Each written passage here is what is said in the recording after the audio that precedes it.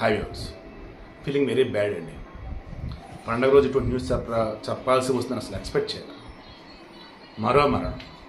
ఈ 4 నెలల్లో అమెరికాలో మరణించినటువంటి భారతీయులు 11 మంది. మన తెనాలి పరుచూరి అభిజిత్ కానీ, మొన్న వేరే రాష్ట్రం చెందిన కొంతమంది కానీ. అసలు ఎలా చనిపోతున్నారో, ఎందుకు చనిపోతున్నారో, ఎవరు చదువుతున్నారో అర్థం కావట్లేదు. క్లీవ్లాండ్లో యూనివర్సిటీలో చదువుతున్నాడు మహమ్మద్ అబ్దుల్ అర్ఫాత్. హైదరాబాద్ నాచర్ చెందినట్టు అతను. కొద్ది రోజుల క్రితం అతను మిస్ అయ్యాడు.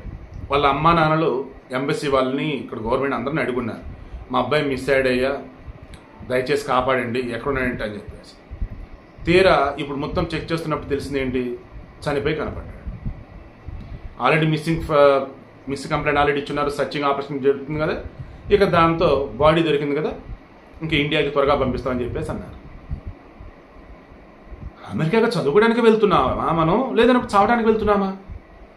అమెరికా కూడా వచ్చేసి ఫుల్ సెక్యూరిటీ మా దేశం అని చెప్తా ఉంటాడు, మిగతా దేశాలు ఎక్కడైనా ఏదైనా జరిగిపో పెద్ద ఇష్యూ చేస్తూ ఉంటాడు. ఏంది అసలు అక్కడ ఏం జరుగుతుంది? మనం మోదీ సైతం సత్సంబంధాలను విదేశాలతో అంటూ ఉన్నారు. అసలు ఇంత దారుణంగా జరుగుతున్నా సరే ఎందుకు దీని మీద స్పందించాలి మన కేంద్ర ప్రభుత్వం? అమెరికా సైతం దీని మీద స్పందించలే.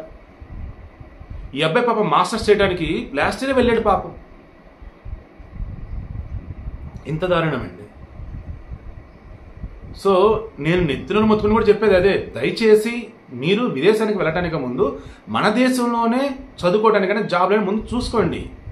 దేశం దేశంలో నిజంగా చిన్న ఇబ్బంది పడ్డా, మీరు చిన్న ఇబ్బంది పడ్డా అక్కడ, ఇక్కడ మీ వాళ్ళు ఉంటారు, వాళ్ళు పడే బాధ ఘోరంగా ఉండిద్దండి.